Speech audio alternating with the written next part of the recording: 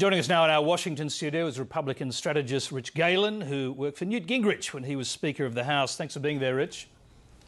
Hey, Tony, how are you? Very good. Now, if Mitt Romney can't decisively beat Rick Santorum in Ohio, what chance does he have of beating President Obama? Well, it's a completely different set of circumstances and a different calculus when you get into the general election. In America, what you do in primaries is you keep peeling back the onion and you get to the relatively few people that are likely to come out and vote, and you try to get more than the other guys.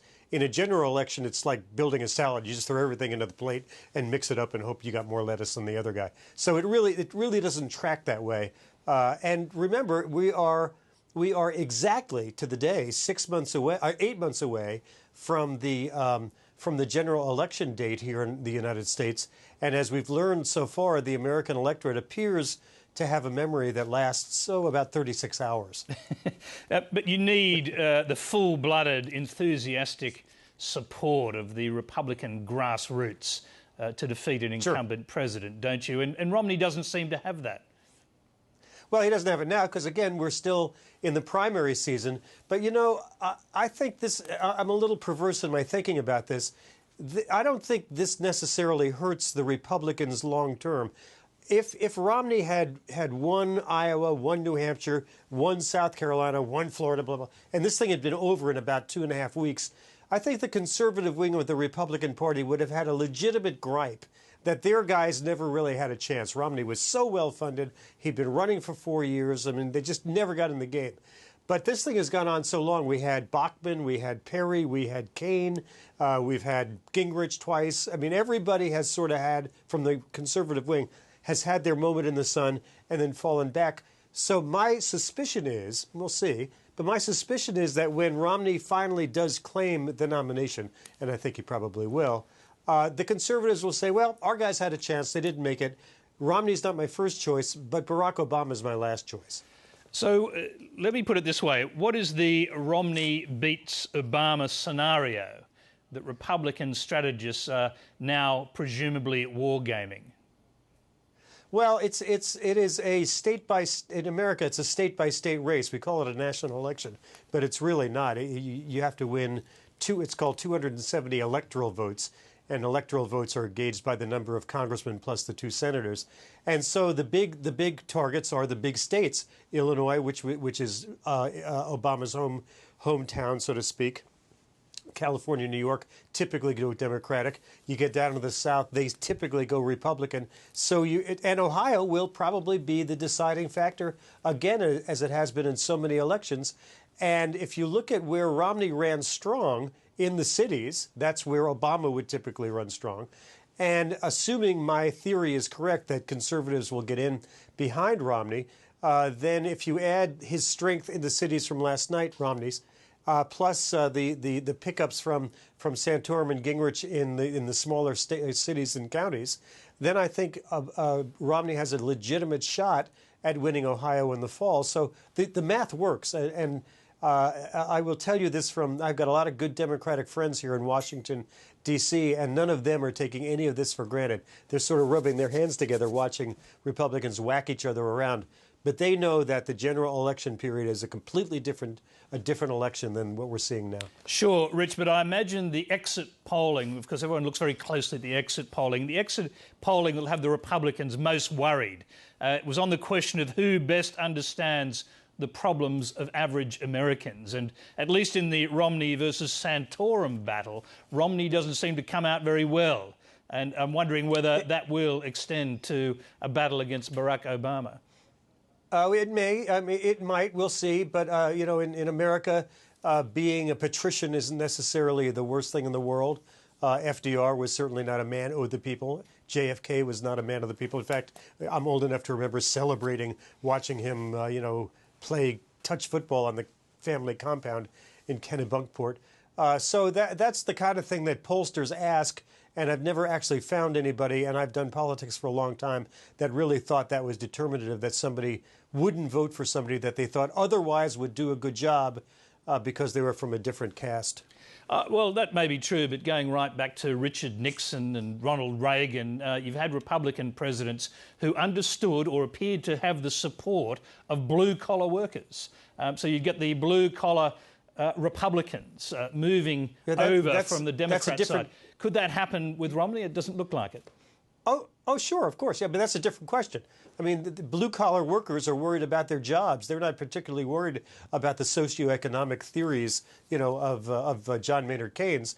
And if they come around, if unemployment is still in the mid-8% as it is about now, or worse yet, if it's higher, then blue-collar workers will be looking for a new answer. So that's a different issue than whether or not they understand the issues of people like me. That question is, can this guy get me my job back? That's a completely different issue. Yeah, so given that the economy does appear to be picking up, I mean, will Republicans be looking very closely at what's happening in Europe and looking at whether there'll be a second wave of recession activity coming into the States? Well, yeah, of course you have to, but I don't think anybody's rooting for that. That would be, I can't imagine anybody thinking that would be a good thing. Well, but on the other hand, to put it the other way around, though, if the economy keeps improving, President Obama will be the beneficiary, won't he? Oh, sure, of course, yeah. I mean, that's just the nature of the beast. I mean, that's just something you have to deal with if you're a Republican candidate for president. You've got to find new lines of attack. But there's a lot going on in the world. I mean, we've got Iran, we've got Egypt, Yemen, Syria. God forbid something happens in South America. There's a lot of issues that my good friend Paul Begala, who's a Democratic strategist, wrote a piece the other day listing all the possible potholes that lie in Obama's path to a second term, and there's a lot of them. Yes, this is true. And let's, however, just look at the remaining candidates, because it isn't totally clear yet that Romney will win. And I imagine Rick Santorum's backers must be tearing their hair out at the fact that Newt Gingrich is still in the race, because he's splitting the Conservative vote. Yeah, without question. I wouldn't be surprised to find out if Romney was lending him some staff to make sure he stays in. No, I'm making that up. But yeah, I mean, last night Gingrich got about a quarter of the vote in almost every state, if not a little bit more, other than Georgia, which he won. And without him in the race, it would have been a completely different night. But so would it have been a different night if Santorum had the ability to get on the ballot in Virginia, which he didn't. He just didn't have the capability of doing.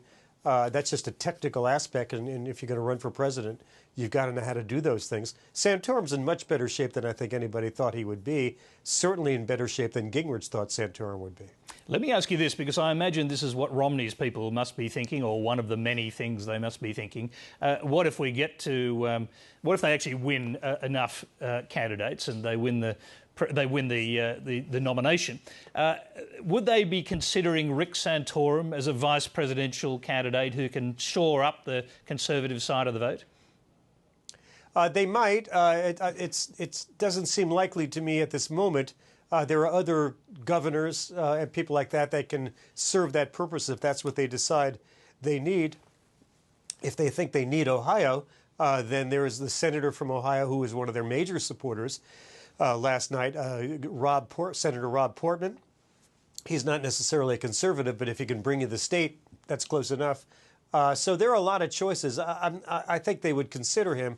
I don't think he would be at the top of anybody's list in Boston, Massachusetts at the campaign headquarters. OK, as you say, we've got I think it's August, we've got the actual nomination vote. The magic number to secure the nomination is 1,144. I think currently Romney's just over 400. The others are in the 100 and something area. So are you absolutely sure that he's going to make it over the line, or could we have a bit of a shock in store for us yet? Oh, no, we could have a shock, but an asteroid could hit me in the head right now, and so I can't be absolutely sure about that either. But if you look at the math, and especially if Gingrich stays in, it is I can't do a calculation that stops Romney from getting the nomination Right now, he's got about 53, 54% of the delegates that have been committed so far.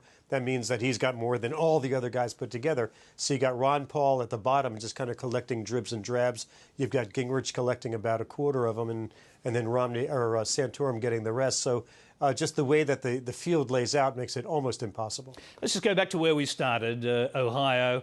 And the big question still is, with his massive advantage in funds, with his advertising budget, and obviously with his far superior organisation, I'm sure that Republicans would have expected, the leading Republicans would have expected Romney to do one hell of a lot better in Ohio than he did. They must be worried.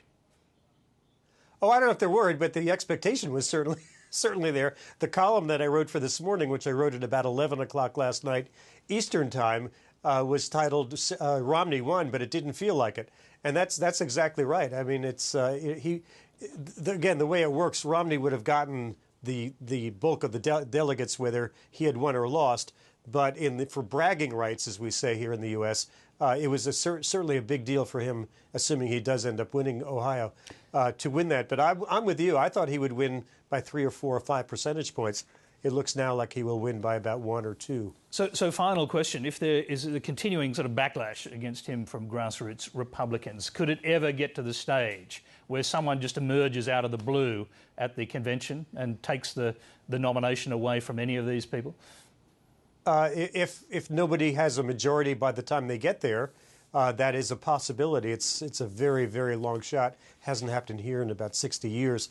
So it doesn't happen very often. And again, once we get past April 1st, this proportionality goes away, and all these states become winner take all. And there are some really big states: Texas, California, New Jersey, that are winner take all. It's all about numbers now. Rich Galen, we thank you very much for joining us again Anytime. tonight. Good to speak to you. My best.